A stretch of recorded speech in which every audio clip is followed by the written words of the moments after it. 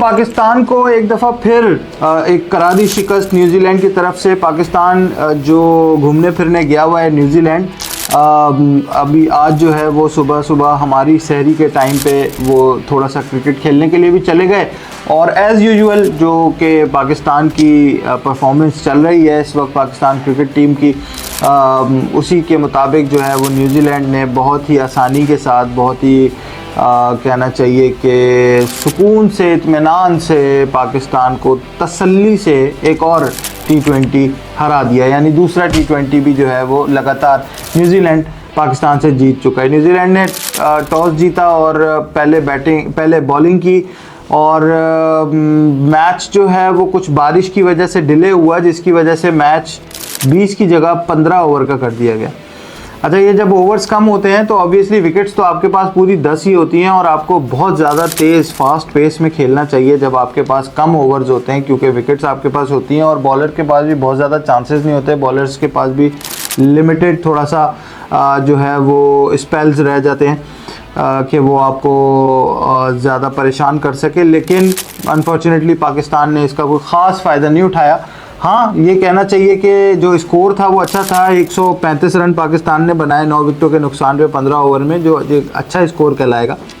लेकिन जिस हिसाब से वो पिच थी, जिस हिसाब से वहाँ पर जो है वो आउटफील्ड थी, वो इस तरह की थी कि जिसमें इससे कहीं ज़्यादा रन बन सकते थे। जैसे कि न्यूजीलैंड ने सिर्फ 13 ओवर में पाकिस्तान का ये जो टारगेट था 135 रन का, इसको चेस कर लिया सिर्फ 4 विकेटों के नुकसान के ऊपर। और कहना ये चाहिए कि शाहीन आफरीदी हो, चाहे हारिस रऊफ़ अब वापस आए हैं वो हो, मोहम्मद अली एक नया फास्ट बॉलर आया, आई डोंट नो, पता नहीं उसका बैकग्राउंड क्या है, मुझे कमेंट्स में ज़रूर बताइएगा थोड़ा सा उसके बारे में भी।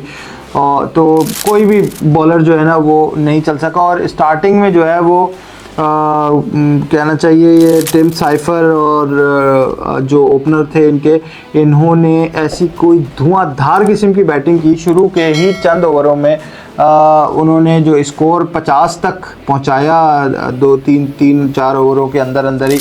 यानी मैं देख रहा था कि 4 ओवर में कुछ 60 रन के करीब स्कोर बन चुका था और शुरू में ही जब वो चेस कर रहे थे और उसके बाद फिर उनकी पहली विकेट गिरी है। तो ऑब्वियसली इतना स्कोर उन्होंने 4 ओवर्स में ही शाहीन को धो के उसका बेड़ा गर्क कर दिया। मोहम्मद अली को बेचारा वो नया ही है, अभी उसने पिछले मैच में अपना डेब्यू दिया है, तो जाहिर है उसके लिए तो एक इम्तिहान होगा। लेकिन शाहीन पता नहीं कौन सी जो है वो घास खा के आ रहे हैं आजकल, ना बॉलिंग हो पा रही है, ना कोई वो परफॉर्मेंस उनकी पीछे भी नहीं रही और आगे भी नहीं होगी। और ऑब्वियसली वनडे से भी उनको बाहर निकाल दिया गया है। ये पता नहीं T20 में क्यों रखा था, शायद आफरीदी की वजह से रख लिया है, उसका कुछ इन्फ्लुएंस ज़्यादा है।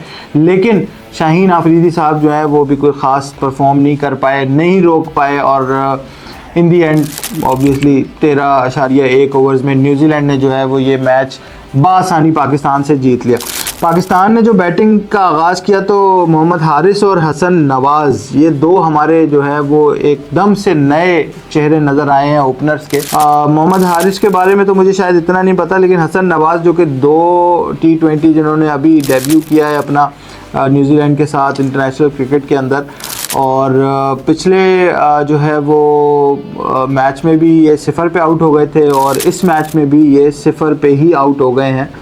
इनके बारे में मैं देख रहा था कि PSL के अंदर इनकी अच्छी जो है वो परफॉर्मेंस रही है, कुछ सेकंड बेस्ट बैट्समैन ये रहे PSL के अंदर पाकिस्तानी प्लेयर्स के अंदर के दरमियान।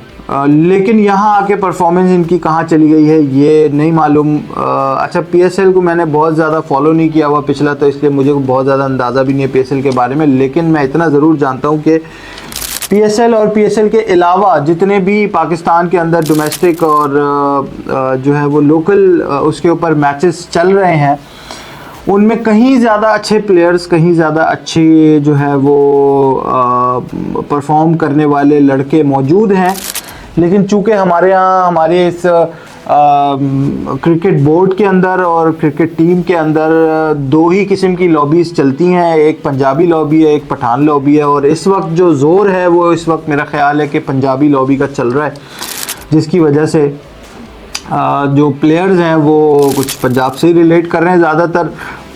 2-3 प्लेयर्स होंगे जो कि खैबर पख्तूनख्वा से हैं, लेकिन ये सब पाकिस्तान के ऊपर वाले हिस्से पर जो नक्शे में अगर देखा जाए तो जो ऊपर वाला हिस्सा है पाकिस्तान का, वहीं से बिलोंग करते हैं। नीचे वाले हिस्से से कोई नहीं आता, यानी बलूचिस्तान हो गया, सिंध हो गया, स्पेशली कराची जिसके अंदर इतना ज़्यादा टैलेंट है कि आपको चैम्पियंस ट्रॉफी भी जिता सकता है वो, और लगातार आपको 8-8 साल तक टॉप ऑफ द टीम रख सकता है कराची। लेकिन अनफॉर्चुनेटली चूंकि लॉबीज़ पंजाबी और पख्तून में ही बनती हैं और वहीं से जो है वो एक ख़ानदान का सिस्टम निकलता है, और फिर वो ख़ानदान जो है वो एक तरफ पहले एक बंदा आता है, फिर उसके बाद उसके पीछे पीछे जो है वो सारे भांजे भतीजे, और वो ये तो खैर पाकिस्तान का अलमिया है ही, ऑब्वियसली मुल्की सतह के ऊपर भी यही मसला है।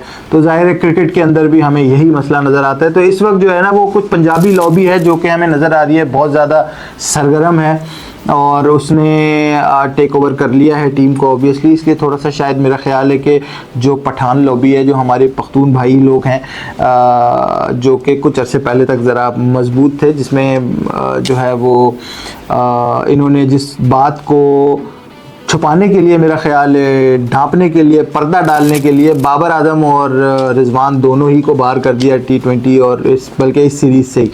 लेकिन हम बेवकूफ़ नहीं है, हमें पता है कि क्या चल रहा होता है पीछे और क्या चीज़ें जो है वो सामने लानी चाहिए, क्या चीज़ें नहीं लानी चाहिए। ये सारी चीज़ें जो है वो ख़बरों में नहीं आती, ऑब्वियसली मेन स्ट्रीम मीडिया में तो आ ही नहीं सकती हैं ये सारी चीज़ें। लेकिन चूँकि हमारी ज़बान को ताले नहीं लग सकते, तो ऑब्वियसली हम ये चीज़ कहेंगे कि बहुत ही पैथेटिक किस्म की परफॉर्मेंस चल रही है इस वक्त पाकिस्तानी क्रिकेट टीम की, और ये सिर्फ़ और सिर्फ इसी वजह से है कि जी वो मेरा भांजा, मेरा भतीजा, मेरा चाचा, मेरा खालू, मेरा ताया, और यही चल रहा है क्रिकेट के अंदर। क्योंकि इतनी बेकार, इतनी फजूल, इतनी बकवास परफॉर्मेंस जो है वो सिर्फ इसी सूरत में नज़र में आती है हमेशा, जब भी आपके खाला ताया चाचू जो हैं वो आपके भांजे भतीजे और पोतो नवासों को लेकर आ रहे होते हैं परफॉर्म कराने के लिए, चाहे वो किसी भी किस्म का प्लेटफॉर्म हो, क्रिकेट हो, हॉकी का भी ऐसी तबाही हुई है हमारी, और उसके बाद जो है वो स्क्वाश की भी ऐसी तबाही हुई है, मेरे ख्याल में शायद अगर मैं गलत नहीं हूँ तो। और लास्ट नॉट द लीस्ट सबसे इम्पॉर्टेंट चीज़, मुल्क की भी ऐसे ही तबाही हो रही है। तो कहना ये चाहिए कि जो परफॉर्मेंस है उस पर तो बात हो ही नहीं सकती, क्योंकि परफॉर्मेंस है ही कोई नहीं, और जो सिलेक्शन है उसके बारे में हम जानते हैं कि क्रिकेट पे तो शायद हम बात कर सकते हैं, बाकी चीज़ों पे हम सिलेक्शन वालों पे बात भी नहीं कर सकते। तो अनफॉर्चुनेटली दूसरा मैच भी पाकिस्तान इस सीरीज़ का जो है वो न्यूजीलैंड से हार चुका है, और बहुत आसानी से न्यूजीलैंड ने पाकिस्तान को ये मैच हराया है। पाकिस्तान जिस मकसद से पाकिस्तानी टीम गई है न्यूजीलैंड, उसमें बखूबी कामयाब हो रही है, खूब घूम फिर रहे हैं न्यूजीलैंड के अंदर, एंजॉय कर रहे हैं, गोरियाँ देख रहे हैं, चिटियाँ देख रहे हैं और मज़े उड़ा रहे हैं। चलें, मिलते हैं इंशाल्लाह एक और नई वीडियो के साथ। हमारे चैनल को लाइक और सब्सक्राइब ज़रूर कर लीजिएगा अगर आप कुछ इन्फॉर्मेटिव और इंटरेस्टिंग वीडियोस इस तरह की देखना चाह रहे हो मज़ीद। तो बहुत शुक्रिया, मुझे इजाज़त दीजिए, अल्लाह हाफ़िज़।